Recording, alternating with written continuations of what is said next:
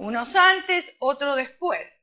Pero vamos a tener que atravesar por esto que muchas veces no nos gusta pronunciar, que es la palabra duelo. ¿Amén? Muy bien, yo le voy a invitar a usted a abrir la palabra de Dios en el Evangelio de Mateo capítulo 26, versículo 38. Y dice así la bella, la hermosa y la inalterable palabra de Dios. Entonces Jesús les dijo, mi alma está muy triste hasta la muerte. Estas fueron palabras del Señor pronunciadas en Getsemaní. Usted conoce, los que conocen la historia, saben de lo que estoy hablando. Los que no conocen, bueno, ahora se están informando también de lo que dice la palabra de Dios, que es nuestro manual de instrucciones. Primera de Reyes, capítulo 19, versículo 4. Y él se fue por el desierto un día de camino y vino y se sentó debajo de un enebro, deseando morirse, dijo, basta ya, oh Jehová, quítame la vida. Y usted sabe quién es este personaje, muy conocido, muy usado por Dios también, llamado Elías. Elías estaba debajo del enebro deseando morirse. Ahora notemos las dos expresiones que hemos leído se asemejan. ¿Sí? ¿Se asemejan o no? Se asemejan. Pero no dicen lo mismo. Y yo les voy a decir por qué. Jesús llegó a expresar, pasa de mí esta copa, que no sea como yo, sino como ¿quién? Como la voluntad del Padre, como Él quiere.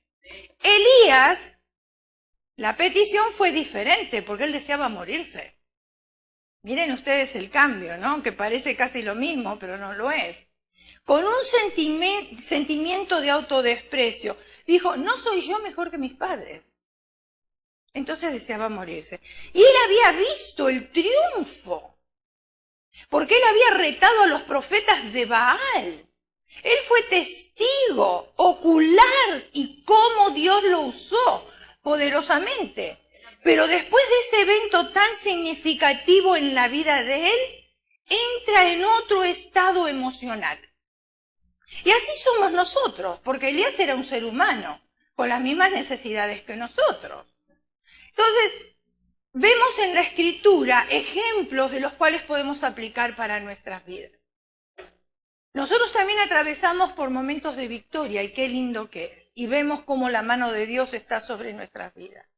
Pero después de haber presenciado quizás la victoria y cómo Dios nos usó, por ahí nos entra un poquitito de desánimo, de tristeza, de soledad y tantos sentimientos que se albergan dentro de nosotros. Y nos olvidamos del poder de Dios y cómo Dios nos usó. Y eso le pasó a Elías también. Ahora, nosotros escuchamos hablar en este tiempo, en este siglo XXI, en la sociedad que nosotros vivimos, escuchamos mucho hablar de depresión. Ay, es que mi hermana habla así porque está deprimida. Ay, es que usted no sabe lo deprimida que yo estoy. Hablando con mi cuñada hace un tiempo atrás, yo la escuchaba un poco su voz como triste y le pregunté, ¿qué te pasa? Es que estoy deprimida. Es que estoy deprimida. Y confesamos todo el tiempo, estoy deprimido. Y acuérdense que lo que nosotros confesamos lo enviamos ¿a dónde? A la oficina central del cerebro. En la oficina central toman nota, toman apunte, lo registran y después ¿qué pasa?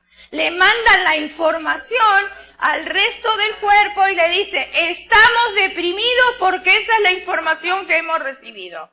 Y todo el cuerpo se deprime. Pero tenemos que tener cuidado, por eso dicen que la muerte y la vida están en el poder de la lengua, ¿no es cierto? Muy bien. Ahora, para referirse a estados de pena y de tristeza, muchas veces decimos estoy deprimido. Pero hay una cierta diferencia entre una cosa y la otra, no es lo mismo. No siempre ante estos sentimientos podemos hablar de depresión. Podemos pasar por un tiempo de tristeza, pero no necesariamente estoy deprimida.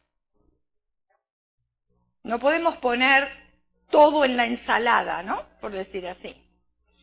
Nos encontramos con nuestros familiares, con nuestros amigos, compañeros de trabajo, quizás estudio, con hermanos de la iglesia también, porque a nosotros, los hijos de Dios, también nos entra muchas veces la tristeza y la depresión. No podemos nosotros estar exentos de esas cosas. Son emociones que están dentro de nosotros. Entonces nos encontramos con ellos y lo primero que hacemos es etiquetar ligeramente diciendo está deprimida. O esa persona habla así porque está deprimida. Cuando hablamos de depresión tenemos que tener cuidado. No declaremos ni diagnostiquemos enfermedades. Tenemos que tener cuidado. Si una persona tiene un tumor, no necesariamente tiene un cáncer. Son dos cosas diferentes. Quiero aclarar esto, ¿saben por qué? Porque yo he escuchado durante ministraciones confusiones al nombrar ciertas alteraciones del estado de ánimo. ¿Cuál es el riesgo? No ayudar como corresponde. No ayudar como corresponde. Les voy a dar un ejemplo para que quizás puedan entenderlo un poquito mejor. Nos encontrábamos nosotros en una cruzada hace muchos años atrás, cuando nosotros comenzamos con el Ministerio de Sanidad Interior, y estábamos aprendiendo. Entonces, la persona que estaba ministrando había formado equipos para ministrar después que se terminaba la predicación, entonces las personas pasaban a ser ministradas. Y nosotros estábamos en un lugar con otros pastores ahí ministrando, y me quiero referir otra vez que nosotros cuando etiquetamos o diagnosticamos enfermedades, por eso tenemos que tener cuidado, corremos el riesgo de no ayudar como corresponde. Entonces, la predicación había venido, el predicador había ministrado a todos, ahora las personas pasaban a ser ministradas con diferentes problemas. Llega una hermana y uno del equipo de este pastor que había venido a predicar, la ministra a ella y nosotros estábamos ahí observando. Y esta hermana lloraba, y lloraba muchísimo. Entonces esta persona del equipo, del predicador, impone manos y le dice, estás en pecado de adulterio. Y la hermana seguía llorando. Y él seguía repitiendo las mismas cosas. Cuando la hermana dejó de llorar, le dijo al que le estaba ministrando, hermano, yo estoy llorando porque yo no oía bien y hoy el Señor me destapó mis oídos. Entonces, ¿se dan cuenta cómo a veces etiquetamos nosotros? Y en vez de ayudar, somos de tropiezo. Entonces tenemos que tener cuidado con aquellas cosas que nosotros confesamos, porque a veces nos creemos con la autoridad de confesar cualquier cosa. Y después, en vez de producir un crecimiento, alejamos a la persona del Señor. Porque dice, estos parecen todos títeres, parece un show, como muchos dicen. Ay, no, yo no quiero ir a esa iglesia porque oran por mí y yo me caigo y eso seguro que le deben pagar para que se caiga. ¿Hemos escuchado decir eso o no? Muchas veces. Parece un títere, parece un show. Eso no es verdad. Lo empujan, por eso se cae. Entonces tenemos que tener cuidado porque dejamos el nombre del Señor avergonzado con las cosas que nosotros hacemos como humanos. Si no estamos seguros, mejor no digamos nada. O si no, digamos, mira, ¿sabes qué? La presencia de Dios está en tu vida y Dios va a solucionar el problema que tú tienes. Pero no estamos diagnosticando ningún tipo de enfermedad. Y especialmente cuando se trata de depresión, cuando se trata de pecado, hay que tener mucho cuidado, hay que estar muy seguro de lo que uno está diciendo. ¿Entendieron hasta ahí o no? Muy bien. Dios trató a Elías durante la depresión, pero fíjense en ustedes el trato de Dios. Qué diferente que es. Dios, ¿qué hace? Lo atendió a Elías. Aquellos que conocen la Escritura saben a lo que me estoy refiriendo. Lo atendió. Le dio descanso y le llevó comida. Se la envió por un ángel, pero no importa. Pero le dio comida, lo atendió. Si una persona tiene falta de interés, escuche bien, no alcanza para definir una depresión. Acá hay muchas cosas en juego en nuestro organismo. Hay personas que tienen falta de interés porque a lo mejor tienen lo que le dicen aquí, IQ bajo. O sea, inteligencia que no puede prestar tanto la atención. Entonces tenemos que ver una cosa y la otra. Quizás la hermana o el hermano no puede prestar atención por otros motivos, pero no necesariamente porque está deprimido. ¿Muy bien? Ahora, tampoco nosotros podemos definir la tristeza como depresión. Son dos cosas muy diferentes. Hablar de depresión implica reconocer ciertas distorsiones. Ahí está la diferencia. Es como se perciben los hechos reales y ciertas anormalidades de cómo encarar la vida. Porque una persona que está totalmente deprimida no puede encarar la vida. Porque está tan ensimismada en esa depresión que todas las cosas las ve negras, las ves oscuras, las ves imposibilidades. Y la mayoría de las personas que tienen estados depresivos son personas que ni quieren bañarse. Porque yo he hablado con personas con estados depresivos. No quieren bañarse, quieren estar en un cuarto a oscuras, no quieren que nadie les hable, no quieren ver la luz. Es un estado que casi se tiende a morir. No quieren comer, no quieren beber, no quieren nada, no quieren agua. Cuando estoy hablando de beber agua, no estoy hablando de licor, ¿verdad? Y una amiga mía, ella es pastora. Y una mujer de oración, porque a mí me consta que ella es una mujer de oración. Sin embargo, llegó un anuncio a su vida que cambió, dio un vuelco tan grande, tan grande. Cuando fue al doctor a hacerse una mamografía, le detectaron cáncer. Cuando le dieron el resultado de los análisis, fue un shock tan grande para ella que ni siquiera se lo comunicó a su esposo y a sus hijos. Se lo guardó solita por un año. Y ustedes saben lo que es el ministerio. El ministerio, aunque usted se sienta mal, usted tiene que ayudar a otros. Tiene que animar a otros, aunque usted esté desanimado. Y no solamente ella estaba oficiando, en ese momento ella era el superintendente de las iglesias, y un superintendente tiene la función de que, por ejemplo, si fallece un pastor, el superintendente va y auspicia el servicio recordatorio. Y ella, sabiendo que tenía cáncer, tenía que ir al servicio recordatorio de otra persona, pensando en su mente, quizás la próxima soy yo. Entonces, le comunica al esposo y a sus hijos después de un año, porque ya no podía guardarlo sola, había empezado a bajar de peso, de 180 libras se fue a 90 libras, pero no comía, hermano. No quería ver a nadie. A mí ni siquiera me habían anunciado lo que tenía.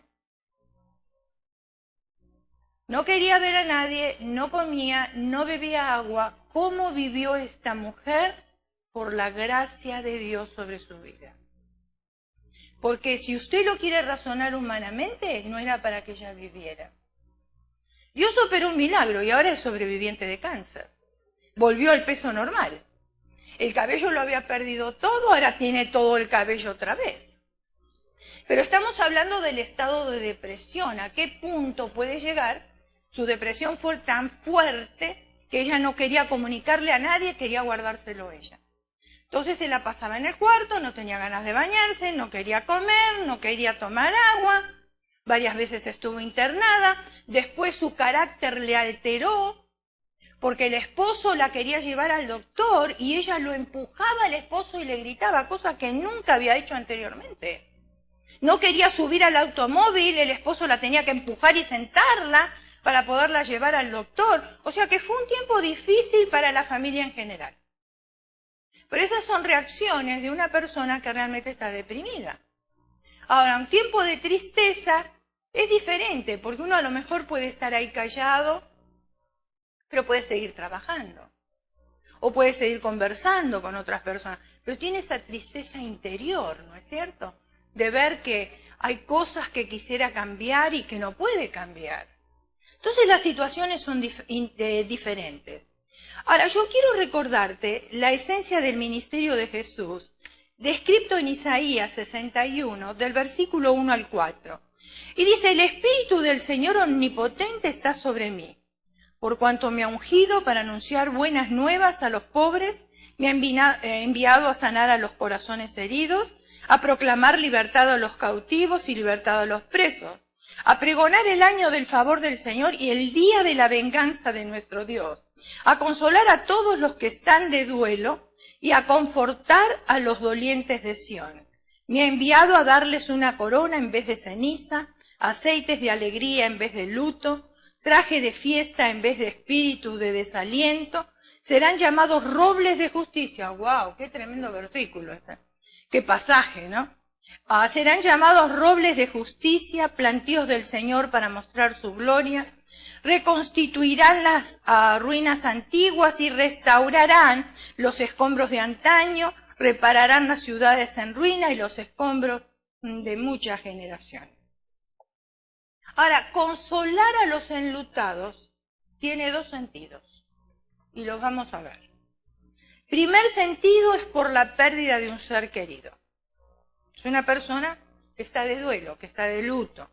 Antiguamente, yo me acuerdo, hace muchos años atrás, por lo menos del país donde yo vengo, la costumbre era que si fallecía un familiar muy cercano, como ser padre, hijos o esposo o esposa, lo que hacían era ponerse una cinta negra, los hombres, ¿verdad?, en señal de duelo, de luto, y las mujeres se vestían de negro. Hoy el negro está de moda.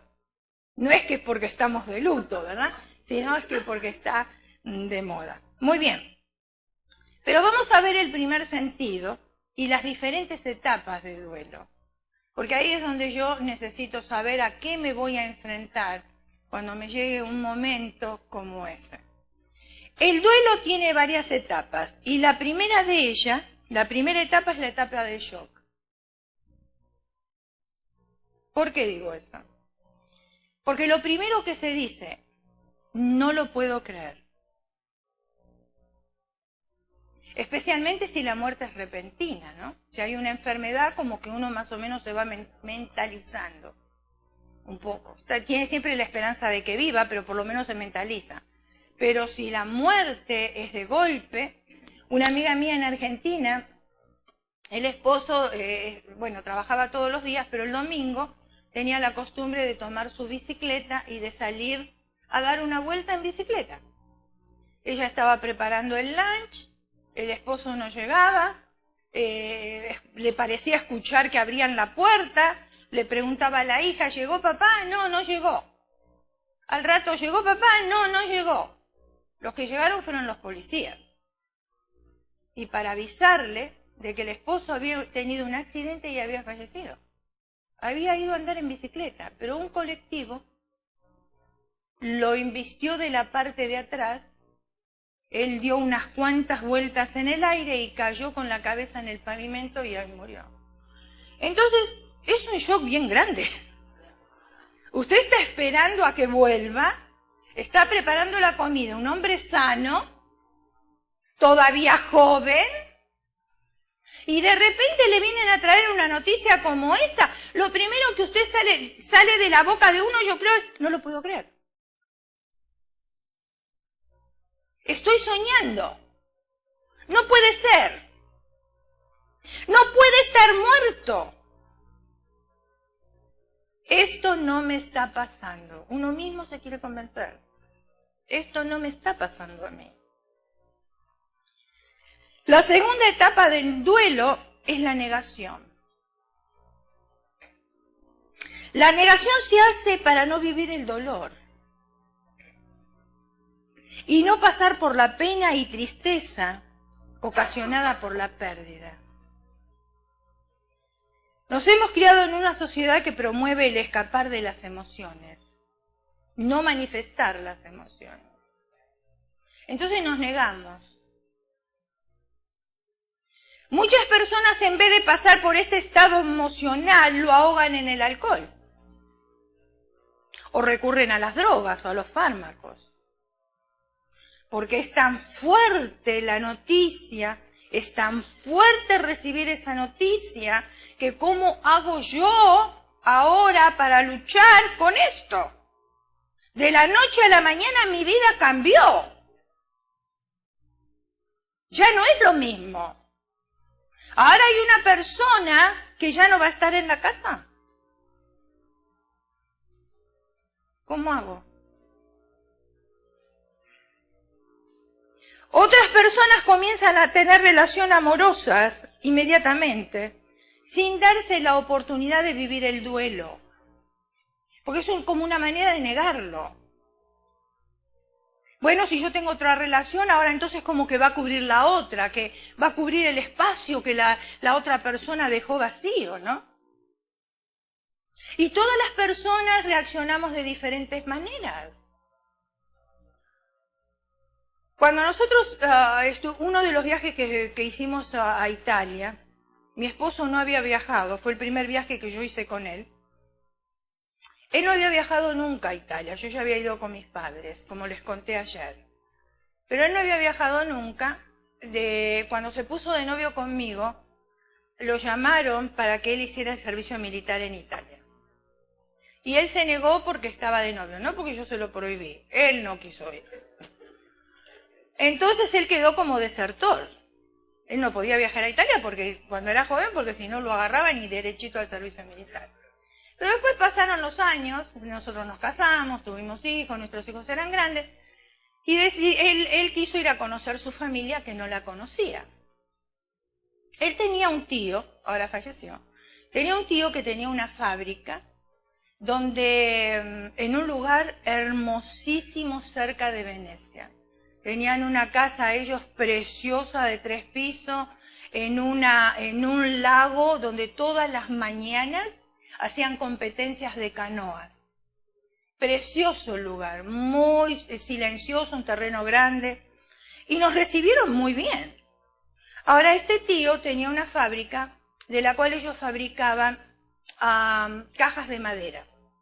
Las cajas de madera eran para juguetes, algunas, otras eran para bebidas finas y otras eran para zapatos. O sea, la calidad era muy, muy buena, porque para comprar ese tipo de cajas era como custom made. Y necesitaba empleados.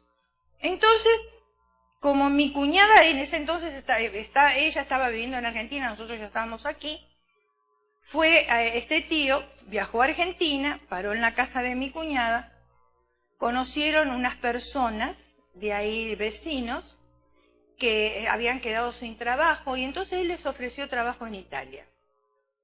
Y así se los llevó a Italia, se llevó a la familia completa. Ellos tenían un departamento atrás de la casa, completo, y le ofrecieron el departamento para que vivieran ahí y trabajaran en su fábrica. Cuando llegaron a Italia, claro, imagínense, en el cambio de vida, otro país, era como un pueblito donde vivían, allá en Argentina vivían en Buenos Aires, claro, las cosas eran totalmente diferentes. Ya les digo, ellos veían ahí todas las mañanas las competencias de canoa, un terreno enorme, las casas, Italia por sí se caracteriza por todo lo antiguo, entonces todo era diferente, a ellos todo les llamaba la atención, eran jóvenes los muchachos. Lo primero que hicieron, con lo que ganaron del trabajo, fue comprarse una moto. Y entonces todos los días salían a pasear, muchachos de 20 años, de 22 años, ellos salían por ahí a pasear. Pero un día reciben la noticia de que este joven había tenido un accidente y falleció. Ahora imagínense, ¿cuántas cosas no pasan por la mente de uno? Póngase en el lugar de esa madre. Estaba también en Argentina, ¿para qué me vine acá? Lo primero que uno piensa, ¿no? Si me hubiese quedado en Argentina, quizás mi hijo no se hubiese comprado la moto, porque siempre justificamos todas las cosas, ¿no somos así? La cuestión de que, bueno, le cremaron al hijo y ella lo tenía en uno de esos frascos que ponen de cremación. Ya habían pasado unos años, pero nosotros fuimos otra vez, repito, a conocer la familia de mi esposo y nos presentaron a esta familia. Nos mostraron la urna con las cenizas porque nunca se desprendieron de ella. ¿Dónde la tenía? Fíjense en cómo reaccionamos nosotros, diferentes etapas, ¿no? ¿Dónde la tenía? En el comedor. Como un adorno más, una pieza más. Porque la madre no quería desprenderse de eso, porque si se desprendía de eso era como desprenderse del hijo. Y mientras tenía eso visible ahí, era como si el hijo estuviera vivo todavía. Porque aparte somos masoquistas. Nos gusta lacerarnos el cuerpo a nosotros. Es mejor desprenderse de esas cosas. Yo les digo sinceramente, yo no quiero tener ningún deal con el cementerio. No quiero. ¿Para qué quiero muerte? Yo quiero vida. ¿Para qué voy a guardar eso? Si cada vez que lo veo me estoy torturando y me recuerda a mí la manera en que murió y que era joven y que es mi hijo y que ahora no está. Y entonces, claro, lo tenían en el comedor porque ellos comían y ahí lo veían, el chico estaba ahí. Reaccionamos de diferentes maneras. Y queremos negar que murió, porque está ahí, estoy negando que murió. No murió, está ahí, está vivo, está conmigo. Y hay personas que hasta lo ponen en la mesa cuando están comiendo, o lo ponen en la mesita de luz cuando están durmiendo. Tengo a mi amiga, que es la que yo les conté ayer, que falleció el esposo, tanto que lo quiso matar en vida con disgustos, ahora no se deshizo de las cenizas.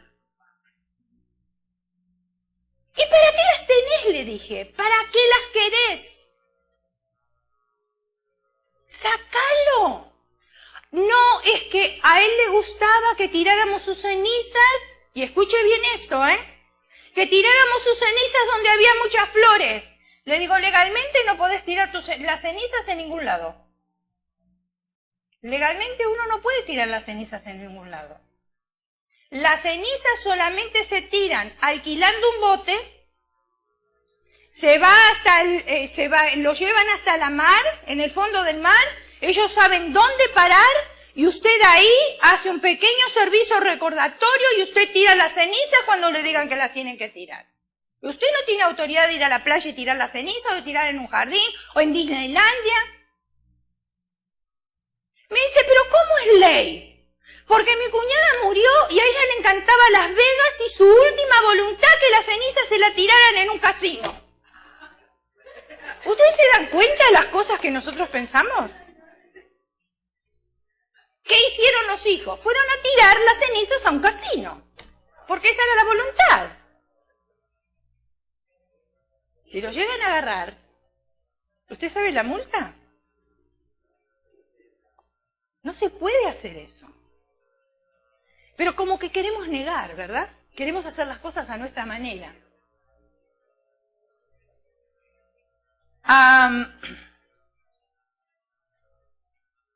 ¿Saben que nosotros debemos pasar por el duelo?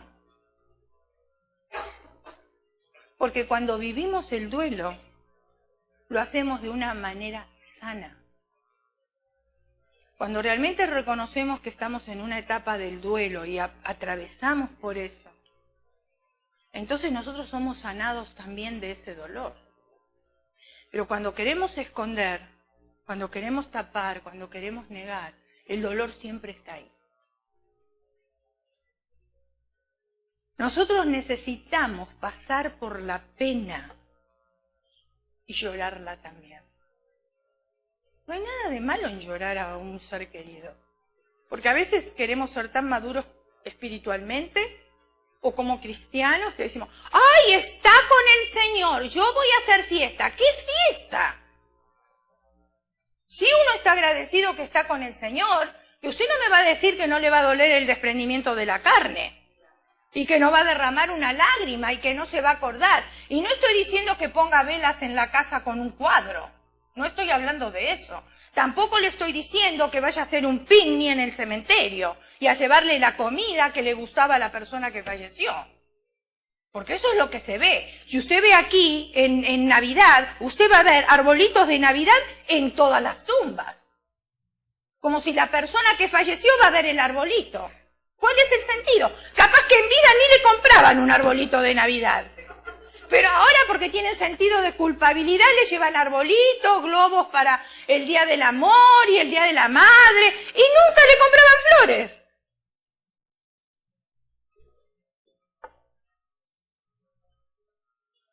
No se trata de eso.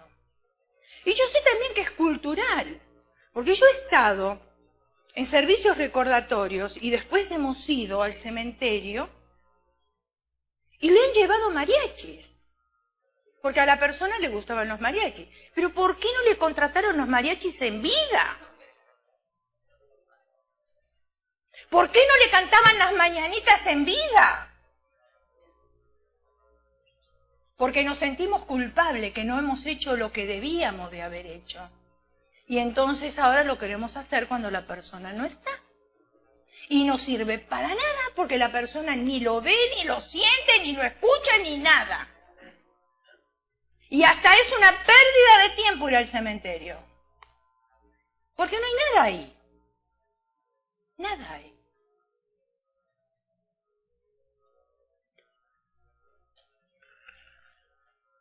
Cuando somos capaces de sentir y vivir la pena, somos capaces de sentir todas las otras emociones, incluidas las que nos curarán. La tercera etapa del duelo. La tercera etapa del duelo es tratar que la situación vuelva a ser como antes, que no se vuelva a presentar de nuevo una situación similar. Esto es lo que llamamos los contratos. Comenzamos a hacer contratos prometiendo cosas, con dos fines. Uno, tratar que la situación vuelva a ser como antes, lo que es imposible. Imposible. Y dos, que en el futuro no se vuelva a presentar de nuevo una situación similar. ¿Cómo nosotros podemos predecir esto? Estas personas no son del todo sanadas. Son los contratos que hacemos cuando se nos escapa un trozo de nuestra alma. Cuarta etapa del duelo. Rabia que procede de la impotencia.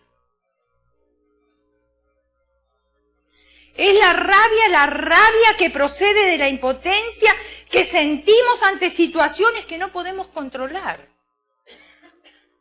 En esta etapa nosotros buscamos a los que creemos que son responsables de lo que hemos sufrido. Por ejemplo, mi amiga tendría que buscar al colectivero y él es responsable de que su marido murió.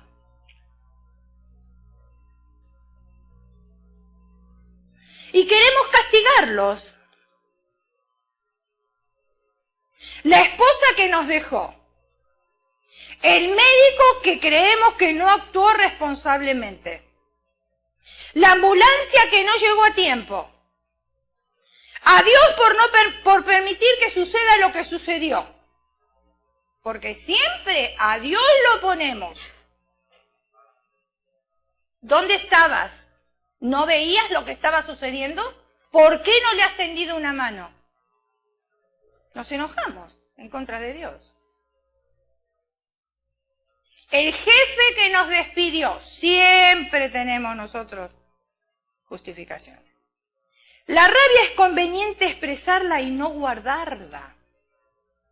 Si usted va al doctor, el doctor le va a decir a usted, mire, está enojado, ¿sabe qué hace? Agarre un plato y empiece a romperlo, descargue su rabia con el plato. No descargue su rabia con la persona que tiene al lado. Usted tiene rabia con una persona, escriba una carta, pero nunca la mande. Escriba todo lo que usted siente ahí, pero no se la mande a la persona. Y usted léala, hasta que la rabia se le pase.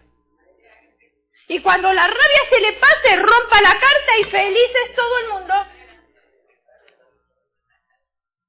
Porque si usted manda la carta, usted sabe que el problema va a ser mayor. Si usted se lo dice directamente, va a ser mayor. Y quizás la otra persona no tiene nada que ver, la rabia es de uno.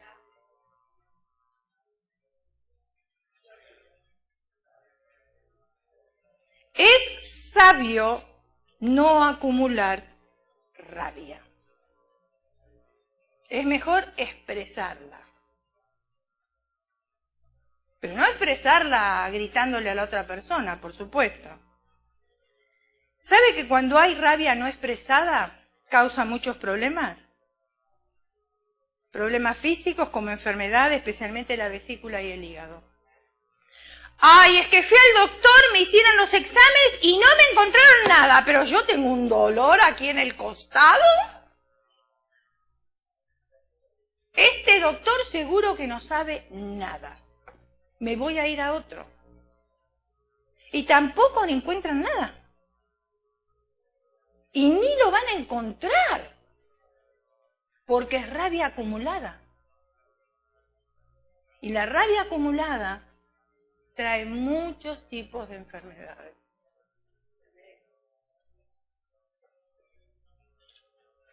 Dificultades en nuestras relaciones con otros, disminuir la capacidad de trabajar y también llevarnos a una situación de depresión. Hay que saber manejar la situación porque puede durar mucho tiempo, incluso el resto de la vida, si no la sabemos manejar. Si no se puede controlar uno mismo, es importante pedir ayuda. Pero yo no estoy diciendo que vaya del vecino a pedir ayuda. Tampoco estoy diciendo de que vaya de su mamá. Tampoco estoy diciendo que vaya de un familiar o de la comadre. No estoy diciendo eso. Ayuda a una persona que está calificada para ayudar.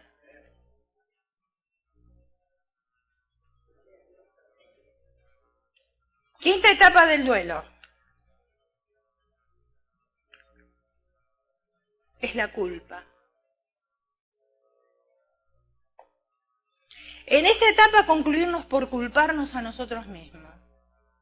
Yo ayer hablé de las culpas falsas y las verdaderas. Ahí está el libro, si ustedes lo quieren leer.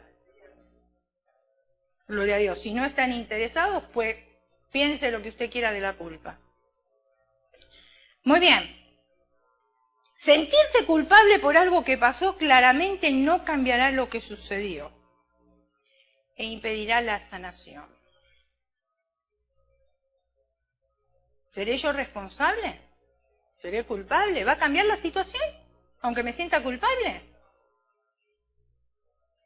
Ahí va a estar. La situación no cambia. Sexta etapa del duelo. Es la etapa de la tristeza. Esta suele ser la etapa más dura y puede venir acompañada por la depresión. La etapa final del duelo, hermanos, es la aceptación. Cuando esto sucede, entonces nosotros podemos comenzar a mirar la vida y a las personas y a los que nos rodean de otra forma. Es aquí cuando podemos sinceramente comenzar a respondernos preguntas como: ¿qué me ha enseñado esto que estoy viviendo? ¿Qué tan diferente soy yo ahora? ¿Qué nuevas oportunidades me ofrece la vida? Porque mire, la persona lamentablemente se fue, pero la vida sigue. Y mientras nosotros tenemos vida, tenemos que seguir adelante. No podemos detener el mundo, tenemos que seguir. Entonces, ¿qué nuevas oportunidades me ofrece la vida? Dije que consolar a los enlutados tiene dos sentidos. Uno ya lo hemos visto. Es la pérdida de un ser querido. Pero el segundo sentido de consolar a los enlutados es por pecado. Y esto podemos verlo en Isaías 57, 18. He visto sus caminos, pero los sanaré, los guiaré y los colmaré de consuelo. Aquí le está hablando al pueblo de Israel que había caído en idolatría. Un pueblo enlutado por la influencia del pecado. Porque la paga del pecado, dice la Escritura, es ¿qué? Pero el regalo de Dios es ¿qué? Muy bien. Cuando estamos frente a alguien deprimido, debemos pedir discernimiento del Espíritu Santo, para saber si el origen de su depresión está en algún pecado no confesado que enluta su vida. Pero no toda depresión es producto del pecado. Tampoco se trata necesariamente de un fracaso espiritual. Porque a veces solemos decir, si está deprimido porque no ora, porque no lee la Biblia. No necesariamente. Es por eso. Elías dijo, basta, quiero la muerte. Elías venía de un triunfo. Y ustedes lo saben y lo hemos dicho. Retó a 450 profetas de Baal. Estos profetas se sentaban a la mesa de Jezabel. Miren ustedes qué joyita esta mujer.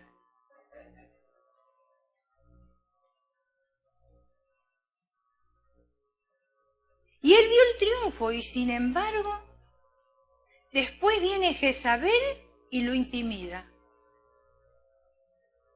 Lo intimida con sus palabras. Ahora, ¿qué pasó en Elías? Un descenso emocional. Esto sucede algunas veces después de logros personales y de grandes victorias espirituales. ¿Puede venir un descenso espiritual? Sí. Puede venir. Cuando hay grandes logros personales. Podemos decir que Elías no tenía bien orientadas sus percepciones acerca de lo que realmente le estaba sucediendo. Percibió él el éxito como fracaso. Ante la sola amenaza sarcástica de Jezabel. Ya hemos hablado un poquito de Jezabel. Usted sabe lo que significa. Jezabel significa no cohabitación. Ella no vive con nadie que no pueda dominar. ¿Se está identificando?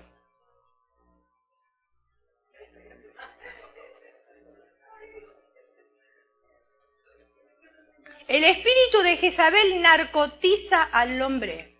Por eso está Jezabel y Acab. Ella, hechicera y todo lo que usted quiera pensar. Él pasivo, sin carácter. Y ella lo domina. Lo narcotiza. Él no puede ya ni pensar, ni tomar decisiones, nada, porque ella lo hace todo. Esta joyita le había hablado a Elías.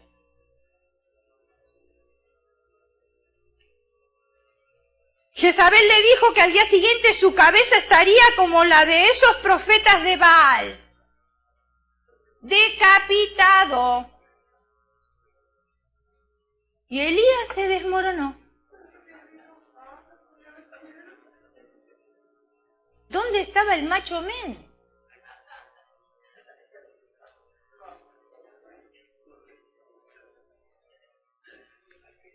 Siempre me pregunté yo, no sé usted, ¿qué pasaría por la mente de Elías que lo llevó a confundirse de tal manera?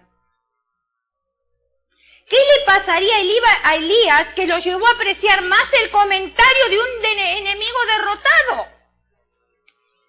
Porque al fin y al cuenta, ella pertenecía a los profetas de Baal, eran los que adoraba, eran los que alimentaba, se sentaba a su mesa, estaban instruidos, habían quedado derrotados. Entonces, ¿cómo él ahora se desanima escuchando a un enemigo derrotado? ¿Cómo nos desanimamos nosotros al escuchar la voz de Satanás, que es un enemigo derrotado?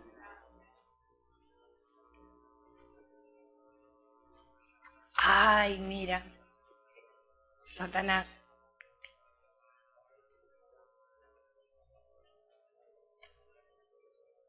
¿No dices que tu Dios es tan grande? ¿Y por qué estás atravesando por estas circunstancias? ¿Por qué tu familia está destruida? Y sabemos que tenemos un enemigo derrotado, pero le prestamos atención. Sí, es cierto, mi familia está destruida. Y hasta lo confieso encima. En vez de decirle, tengo un Dios todopoderoso. Si las circunstancias de ahora me muestran esto, ese no es el final de mi carrera.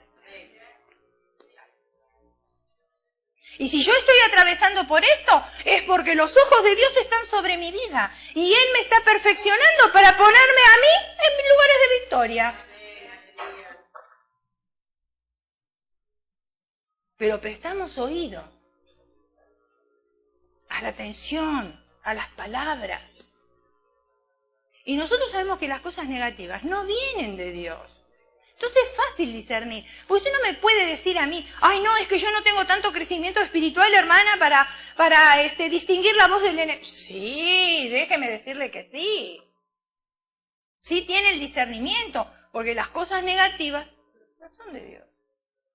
El Señor siempre nos anima a seguir adelante, a levantarnos en victoria. Él nunca nos va a decir, ay, tu familia no sirve para nada, mira tu situación, mira esto. No, Él no lo va a hacer. Al contrario, dice, ¿sabes qué? Estás teniendo dificultad. Yo te voy a tender la mano para solucionar esto. Las cosas son diferentes. No es que Dios está diciendo, ay, tú estás viendo una dificultad donde no la hay. No. Pero Él nos puede tender la mano para que las cosas cambien.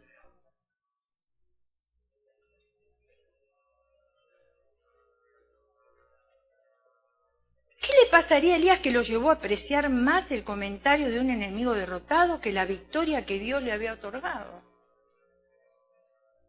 ¡Qué tristeza! Simplemente un estado de ánimo.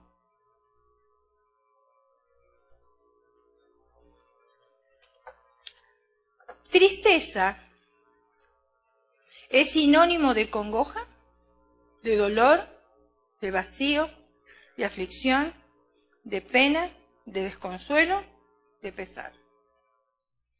Cosas por las cuales Jesús ya lo dijo que nos pueden suceder en este mundo. En el mundo tendréis aflicción. ¿Lo dice la Escritura o no lo dice? El Señor es sincero con nosotros. Es sincero. Mi paz os dejo, mi paz os doy. ¿Quiere decir que fuera de Él no tenemos paz? ¿Acaso hay justicia en este mundo? No, no lo hay. No la hay. El apóstol Pablo describe su tristeza en la carta de los Romanos por los que están sin Cristo.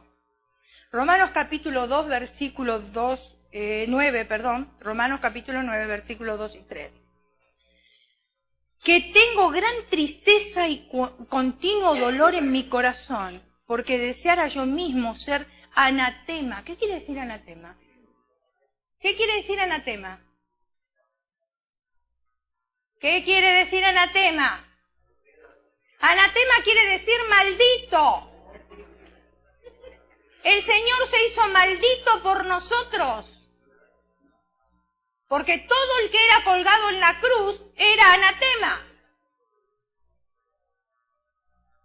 Entonces es como si dijera, que tengo gran tristeza y continuo dolor en mi corazón, porque deseara yo mismo ser maldito, separado de Cristo por amor a mis hermanos, los que son mis parientes según la carne.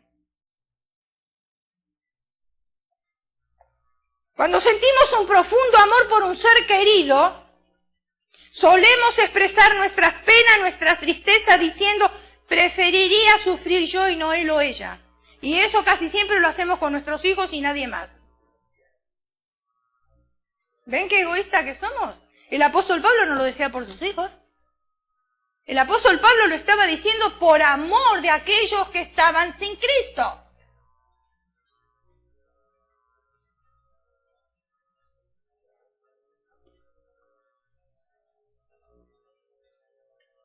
Veamos la tristeza de Jesús en el huerto de Getsemaní. Mateo 26, 36 al 38. Entonces llegó Jesús con ellos a un lugar que se llama Getsemaní y dijo a sus discípulos: sentaos aquí, entre tanto que voy allí y oro. Y tomando a Pedro y a los 12 hijos de Zebedeo, comenzaron a entristecerse y a angustiarse en gran manera. Entonces Jesús les dijo, fíjense en ustedes, hermanos. Estos 12 apóstoles dice ¿qué dice ahí? No lo digo yo, lo dice la Escritura. ¿Qué dice? Comenzó a entristecerse y a angustiarse en gran manera. Los discípulos conocían muy bien al Señor. Vieron hacerle milagro, andaban con Él. ¿Ellos no se dieron cuenta que el Señor estaba angustiado y se estaba entristeciendo? Por lo visto parece que no. ¿Por qué parece que no? ¿Por qué? Mire lo que dice. Entonces Jesús le dijo, mi alma está muy triste hasta la muerte. Ellos no lo notaron en su físico, pero el Señor se los dijo.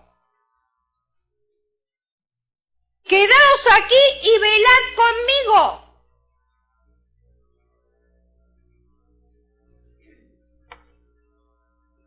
Así les compartió Jesús su estado de ánimo a Pedro, a los hijos de Zebedeo, a Jacobo y a Juan. Jesús habló de su alma triste, les habló de una tristeza mortal, un alma abrumada y un espíritu atribulado. Porque Jesús no quería, como humano, no quería atravesar por esa situación. Pero Él había venido con un propósito y Él quería honrar al Padre.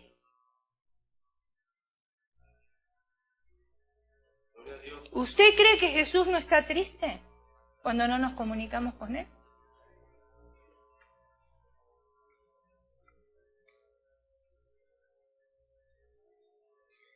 Necesitamos tener con quién desahogar la pena y dar lugar a las congojas.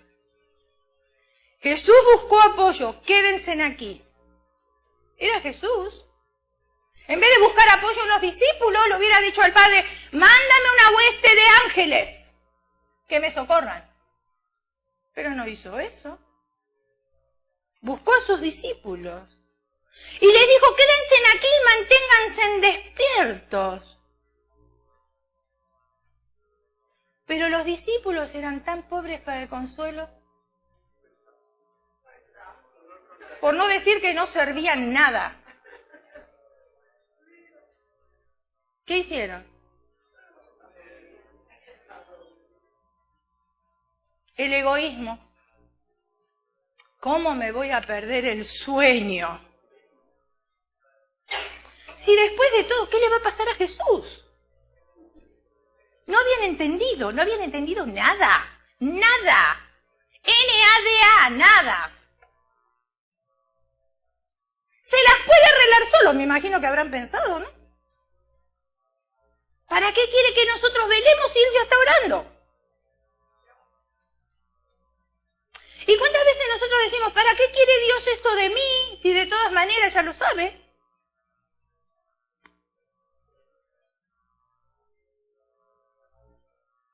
¿Cómo me voy a levantar temprano? Ay, Señor, estoy tan cansada. Imagínense que cuando nosotros vamos al trono de la gracia y le decimos al Señor, Señor, ¿sabes qué? Necesito esto en mi vida. Y el Señor diga, estoy tan cansado, tengo sueño, ven más tarde. No lo vemos a Dios así, ¿verdad? Pero nosotros sí somos así. Igual que los discípulos. Igual que los discípulos. Pero yo amo a Dios, ¿eh? Yo amo a Dios y le hablo a todo el mundo de Dios.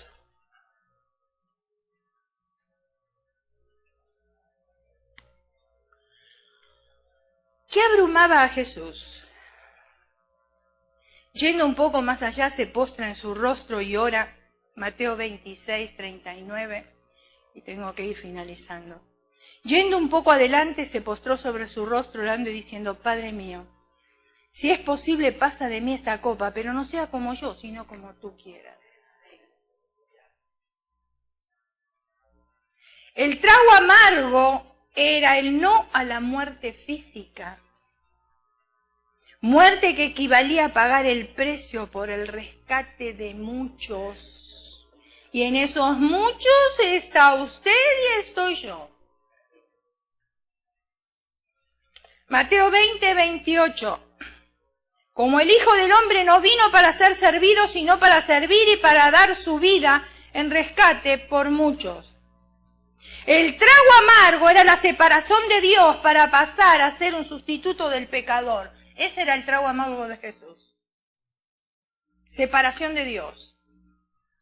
Porque Dios no se relaciona con el pecado. Mateo 27:46. Cerca de la hora novena Jesús clamó a gran voz diciendo, Elí, Elí, lama sabactani. Esto es, Dios mío, ¿por qué me has desamparado? Ya no sentía la protección del Padre, porque Él era el sustituto del pecador. Lo cierto es que suceden cosas que no coinciden con nuestro propio anhelo, con nuestro fin en la vida. Jesús muere abandonado para que muchos no seamos abandonados.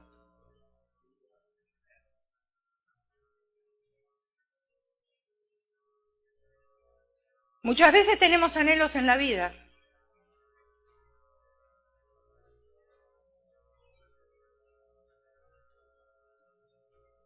Anhelos que no se cumplen. Y que tenemos que considerarlos emocionalmente imposibles de evitar. Nadie puede evitar la muerte. La tecnología está en avance. Lo vamos viendo día tras día. Pero todavía no han podido evitar la muerte. Y el Señor dijo que nuestro postrer enemigo iba a ser la muerte. Ya lo sabemos. ¿Es un trago amargo? Sí. ¿Necesitamos pasarlo? Sí. Pero ¿cómo vamos a tratar con ese trago amargo? Esa es la gran diferencia. Estas cosas imposibles de evitar son las pérdidas y el dolor. Ni usted ni yo podemos evitar las pérdidas de nuestros seres queridos, como tampoco podemos evitar el dolor. Por eso necesitamos estar listos, preparados, y por eso el Señor nos anima y nos dice, si padre y madre te dejaren, yo no te dejaré. Si yo alimento las aves de los cielos, cuanto más a mis hijos. Él dice, me fui a preparar un lugar para que donde yo esté, vosotros también estéis. Y esas son palabras de consuelo, que tienen que traer consuelo a nuestras vidas y a seguir adelante. Porque de otra manera, entonces entraríamos en un estado depresivo y el mundo se pararía. Y el dolor también llega a nuestras vidas porque nos enseña, nos madura, nos enseña a pasar situaciones que después quizás podamos ser de bendición para otros que pasó por la misma situación. Yo no sé cuál es el propósito de Dios. ¿Qué tiene Dios para mi vida? Menos voy a saber qué tiene Dios para la suya. Pero una cosa sí sé, que si yo me tomo de las manos de Él, las cosas las puedo ir sobrellevando de una manera mejor. Porque va a haber alguien que sí me sabe consolar. Va a haber alguien que no va a estar durmiendo cuando yo necesito. Va a haber alguien que siempre va a estar dispuesto para luchar por mí y conmigo también. Esa es la esperanza que nosotros tenemos. Por eso, mi hermano, mire, no pierda el tiempo. No pierden tiempo en sentirse culpable, en ir al cementerio, llevarle flores que nunca lo hizo en vida. No pierda el tiempo en hacer comida y sentarse ahí. Porque eso es perder el tiempo y rasgarse el cuerpo todo el tiempo. ¿Es un momento de dolor? Sí. ¿Es un momento de angustia? También. Pero yo tengo que saber sobrellevar estas etapas. Y Dios me ayuda a sobrellevar estas etapas. Por eso ame a la persona en vida. A mi mamá nunca le gustaron las flores en vida. Si no le gustaban en vida, ¿usted cree que a ella le iban a gustar cuando murió? ¿Para qué las quería? Si cuando le regalaban flores, ¿sabe lo que hacía? Las ponía en otro cuarto para no sentirle el olor.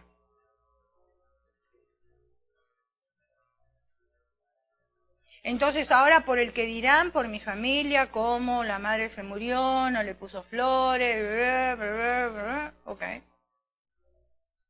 Yo no estoy ahí para darle flores todos los domingos. Yo estoy acá. Pero yo sé que a mi mamá no le gustaban las flores. Yo no me siento culpable, pero para nada. Ya está, es otra etapa. ¿Culpable porque estoy tan distante y no le puedo llevar flores? ¿Voy a comprometer a mi familia para que le lleve flores todos los domingos? Si no es responsabilidad de ellos tampoco. No lo es. Más bien le gustaban las flores de plástico. Entonces en su tumba le dejé unas flores de silk. Su nicho mejor. Por respeto a mi papá, porque yo ni eso lo hubiera dejado.